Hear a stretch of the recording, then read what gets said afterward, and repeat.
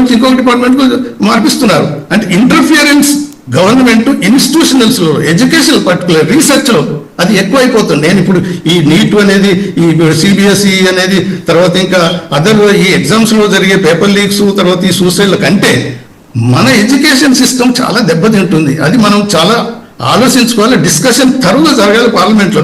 అసలు ఎందుకు భయం, ఎందుకు? మీరు మొదటి అంటూనే ఉన్నారు what is wrong if they start immediately. ఖచ్చితంగా జరగాలండి, ఖచ్చితంగా జరగాలి. పార్లమెంట్ లో డిస్కషన్ జరిగి తీరాల్సిందే, విద్యారంగంలో సంస్కరణలు తెచ్చి తీరాల్సిందే. కాకపోతే రెండింటిని కలిపి చూడడం. జమాతకి ఏం పనండి వచ్చి ఆందోళనకు మద్దతు ఇవ్వడానికి ఢిల్లీలో? ఇప్పుడు అపోజిషన్ పార్టీస్ అన్నప్పుడు అపోజిషన్ పార్టీ కాదు, ఒక రిలీజియస్ ఇన్స్టిట్యూషన్ జమాతే అనేది. కాంగ్రెస్ పార్టీ కూడా ఆపుతోని కంప్లీట్ చేసుకుంటారు. అలాంటి కాదు. ఇప్పుడు అపోజిషన్ పార్టీ ఒక రోల్ ప్లే చేయాల్సినప్పుడు ఆ రోజు ఎందుకు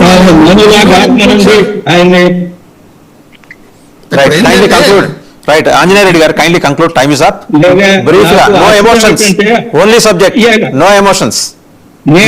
నో ఎమోషన్స్, కానీ అబద్ధాలు మాట్లాడకూడదు. అంబాసిడర్ గారు భారతదేశంలో ఉన్నారు, ఇంకా ఇతర దేశం అంబాసిడర్ ఉన్నారు, నాకైతే తెలియదు.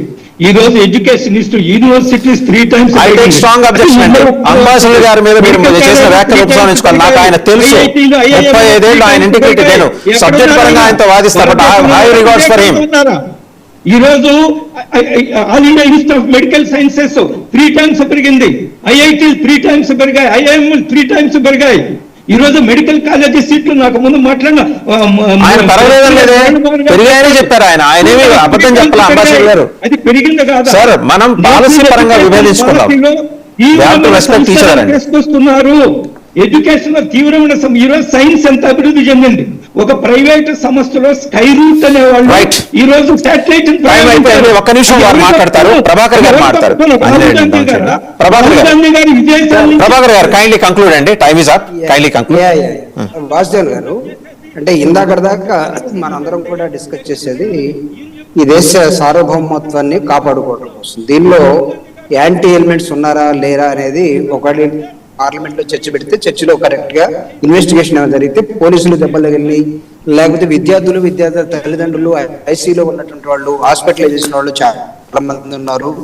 లెట్ ఇన్వెస్టిగేషన్ ఏమంటే జరగనివ్వండి. కానీ నేను ఇప్పుడు వైఎస్ఆర్ కాంగ్రెస్ పార్టీ ప్రతినిధిగా ఒక అంశాన్ని మీ దృష్టికి తీసుకొస్తున్నాను సార్. ఇక్కడ మనం విద్యార్థులకి ఉన్నటువంటి ఫ్రీడమ్ కానీ, the way which they conducted the examination, ఇందాక మురళీ మోహన్ గారు చాలా స్పష్టంగా చెప్పారు. ఇన్ని డిఫికల్టీస్ వస్తున్నప్పుడు, ఇంత లార్జ్ స్కేల్ జరుగుతున్నప్పుడు తప్పులు జరగవని కాదు, కానీ ఒక జేఈ ఎగ్జాంపుల్ కూడా వాళ్ళే చెప్పారు, దాన్ని అడాప్ట్ చేసుకోవడంలో ఎక్కడన్నా ఫెయిల్ అయ్యారేమో. అయితే the perspective which you are saying, ఏ కోణం నుంచి మీరు దీన్ని చూస్తున్నారో మీ పర్సెప్షన్ రాంగ్ అనేది లేత వయసులో ఉన్నటువంటి 17, 20 సంవత్సరాల 30, 25 సంవత్సరాల మధ్యలో ఉన్న మీ కొడుకు లాంటి వాడు, మీ కూతురు లాంటి వాళ్ళు మీకు ఒక టీచ్ చేస్తున్నారు ఇక్కడ.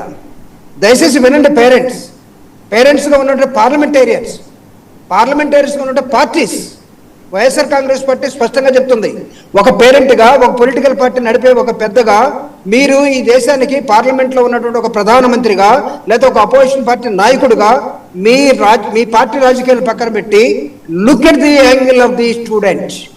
మీరు 5వ తరగతి నుంచే మీ వాడు డాక్టర్ కావాలా, ఇంజనీర్ కావాలని కళ్ళతోటి, నేను ఒక ఇంజనీర్గా చెప్తున్నాను. మా బాస్, నేను జాయిన్ అయినప్పుడు మిధానిలో నేను జాయిన్ అయినప్పుడు, ఆంజనేయ రెడ్డి గారు మిధానిలో నేను జాయిన్ అయినప్పుడు మా బాస్ పొద్దున్న 5 గంటలకి వాళ్ళ కుర్రవాడిని నారాయణ ఇన్స్టిట్యూషన్ లో చేర్చడం కోసం, ఎందుకంటే వీడు ఐఐటి కొట్టాలి లేకపోతే నీట్ కొట్టాలి అని దాంతో తీసుకెళ్తే, అంటే పేరెంట్ కళలన్నీ కూడా విద్యార్థి మీద దాదాపు 2 డికేట్స్ నడుస్తాయండి. ఆ కళల్ని మీరు ఒక ఎగ్జామ్ పేరుతో లీక్ అయిందని, లేకపోతే వాళ్ళ ఉంటే విద్యార్థులు ఎందుకు చచ్చిపోరు? వాడికి ఆత్మగౌరవం ఎక్కడ ఉంటుంది? వాడిని ఏ విధంగా మీరు రక్షిస్తారు? పేరెంట్ పూర్లో పెట్టుకొని పేరెంట్ పిల్లవాడిని కాపాడుకుంటే, ఒక ఆఫ్టర్ ఆల్ మీ ఇనెబిలిటీని, మీరు చేతగానితనాన్ని, జీవితాలు నాశనం చేసే దశలోకి ప్రభుత్వం చర్చ జరుగుతుంది. ప్రభుత్వం కూడా దిగొచ్చింది, చర్చ జరుగుతుంది, చర్చ జరగాలి. కానీ ఇదే సందర్భంలో యాంటీ సోషల్ ఎలిమెంట్స్ దీంట్లోకి ఎంటర్ అవటాన్ని మాత్రం ఖచ్చితంగా మనం వ్యతిరేకించాలి. పార్టీలన్నీ కూడా దీని మీద దృష్టి పెట్టాలి. Thank you very much. Jupudi Prabhakar గారు, ఆంజనేయ రెడ్డి గారు, ప్రొఫెసర్ మురళీ మనోహర్ గారు, అంబాసిడర్ డాక్టర్ వినోద్ గారు, అందరికీ కూడా ధన్యవాదాలు. సో ఇది దేశవ్యాప్తంగా నీట్ మీద జరుగుతున్న ఆందోళన, ఢిల్లీ వేదిక మరి జరిగిన హింసాకాండ, పోలీసులు గాయపడటం, దీని వెనకాల డీప్ స్టేట్ ఉందంటే దరాప్ చేయండి. బట్ దీని మీద చర్చ అయితే, నీట్ మీద చర్చ అయితే పార్లమెంట్లో జరిగి తీరాలి. ఫ్లాస్ ఉన్నాయి, ఒప్పుకుందాం. అందరూ ఈ దేశ ప్రజలకు క్షమాపణ చెప్పడానికి ప్రధానమంత్రి ఒకసారి దేశంలో ఉన్న మహిళా మండలందరికీ, అమ్మలకు, చెల్లెళ్లకు, సోదరి మండలందరికీ నేను క్షమాపణ చెప్తున్నాను, మహిళా బిల్లు పాస్ కానప్పుడు. దీనికి కూడా క్షమాపణ చెప్పండి. జరిగింది, తప్పిదం జరిగింది, సరిదిద్దుకుంటామని క్షమాపణ చెప్పండి, హుందాగా చేయండి. మనం ఎందుకు డీప్ స్టేట్ ఎలిమెంట్స్ని ఢిల్లీ దాకా తీసుకొచ్చి మనమే ఎందుకు ఎంకరేజ్ చేయాలి? శ్రీలంక చేస్తారా ఢిల్లీని? పార్లమెంట్ని ముట్టడిస్తారా? కూల్చేస్తారా? ఈ నినాదాలు అవసరమా? ఈ నినాదాల వెనక ఎవరున్నారు? రాత్రి కూడా చేయండి. ధర్మేంద్ర ప్రధాన్ రాజీనామా డిమాండ్ కాంగ్రెస్ పార్టీకి, వాళ్ళకి ఇంక వేరే ఏం లేవు అంశాలు. సో అదేదో ధర్మేంద్ర ప్రధాన్ చేత వివరణ ఇప్పించండి, పార్లమెంట్లోనే అయిపోతుంది. సమస్య సామరస్యంగా పరిష్కారం కావడానికి ఇన్ని మార్గాలు ఉన్నా కూడా ప్రభుత్వం పంతానికి పోవడం అనేది కరెక్ట్ కాదనేది